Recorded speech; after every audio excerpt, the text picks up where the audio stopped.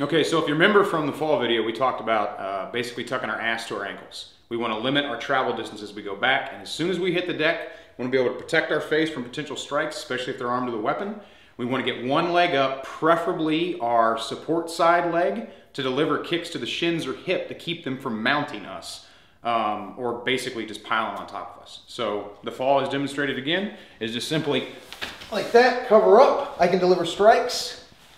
Now, if I need to get distance to access my weapon, no matter where I'm carrying at, be that inside, outside the waistband, appendix, small of back, obviously we know small of back is going to be a problem because I'm now laying on my gun.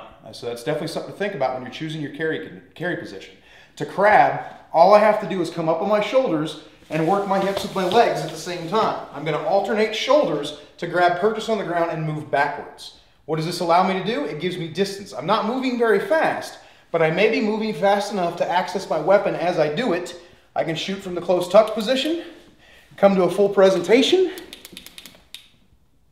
get my threat down, and then I can recover to a kneeling or go all the way to standing and then address my threat from a more secure and more mobile position. I want to regain mobility as fast as possible, barring some circumstance that's going to keep me on the ground.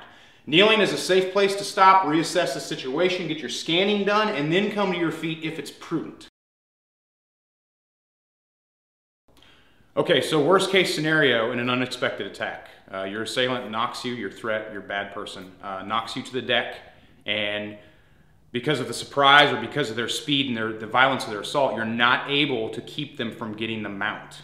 So basically what I'm going to do is I'm going to demonstrate a technique, actually a couple of techniques depending on where you carry, how to access your weapon and how to protect yourself immediately if someone gets the mount on you and they completely limit your mobility. Okay. Yep. Okay, so in this situation, obviously my first concern is get my hands up, protect my face. Okay?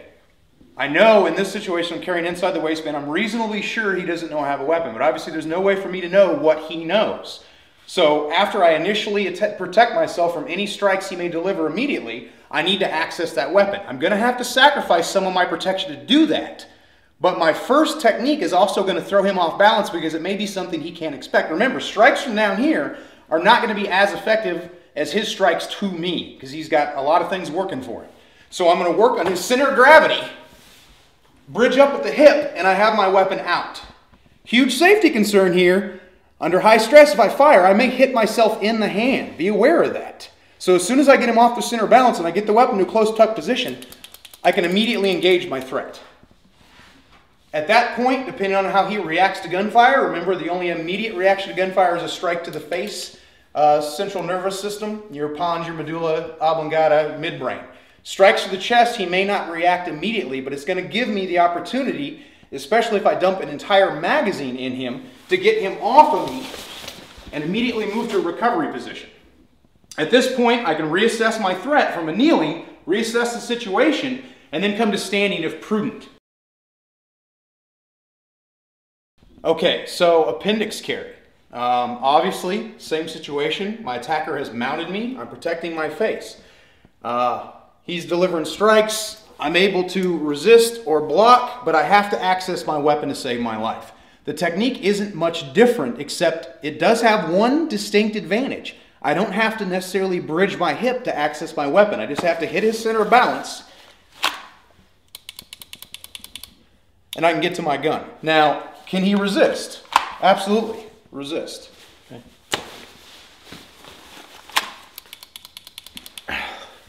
Now, what may work in your advantage in both of these situations is he does not know what you are doing. If he doesn't feel your weapon, if he didn't see your weapon, if it didn't become exposed during the attack, he may not know you have one.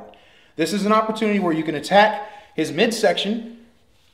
The hips are basically where we generate our movement from. So if I attack his center of movement, where his movement is generated from, it allows me to push him off center and access the weapon. Obviously, again, because my hand is basically placed where the weapon comes out, there is a chance I could shoot myself in the hand. So be very, very careful in real life. And obviously, when you practice this, if you find yourself practicing it with airsoft or something like that, just be aware that your hand is now way forward to your muzzle. Once I get him off of me, Same situation, I can recover, assess my threat, call 911 once it's clear to do so.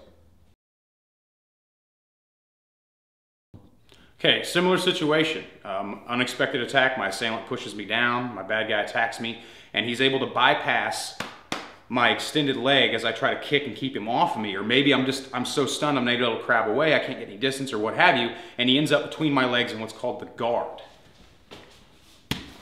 So I try to kick, I miss, but I'm able to stop him from getting the mount. Now I've got my legs around him, I can go open, I can lock up. What I can do is bridge my hips to basically keep his distance off of me. I can still protect my face with one arm, and I can get my weapon out. Now, one interesting thing I've always found about shooting from this position is that the weapon almost always instinctually goes for the head. So if you're working on your hand-eye coordination, you're probably going to find the same thing if you carry inside the waistband, outside the waistband, coming from the hip position. The gun almost always seems to present and deliver hits to the head. Is that a guarantee? Absolutely not. That's why you have to practice this. But in this situation, I do have a slightly better advantage versus when he was fully mounted me, because I'm able to bridge my hips and get some distance away from him, which may limit strikes to my face. Remember, one good hit and I could be completely unconscious. If he decides to grab my face and slam my head into the ground, I could be unconscious. So first priority, protect your face. Second priority, get the weapon out. If you're unconscious, you can't fight. Again, from appendix.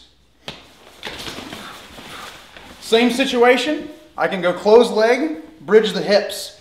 The gun is right here. If the velocity of my fall exposes my weapon, which you should just depend on that's going to happen, always one hand on the appendix because it's literally right in his line of sight. It's not hidden by my hips.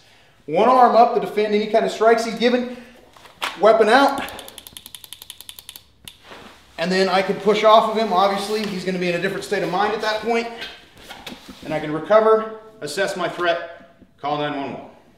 Rolling. Okay, so we covered crabbing and we covered the basic mount, the basic guard. Obviously, there are a lot of what ifs in these situations.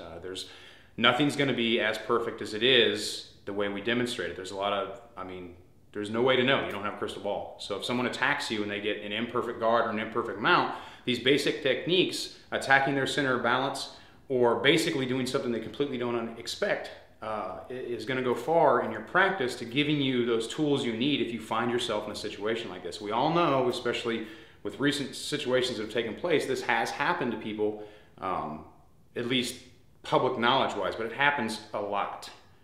So knowing how to fight on the ground with your handgun is very, very important. In the next video, we're going to cover weapon retention, which definitely will factor into situations like this. Say you get the gun out and the guy makes a grab for it.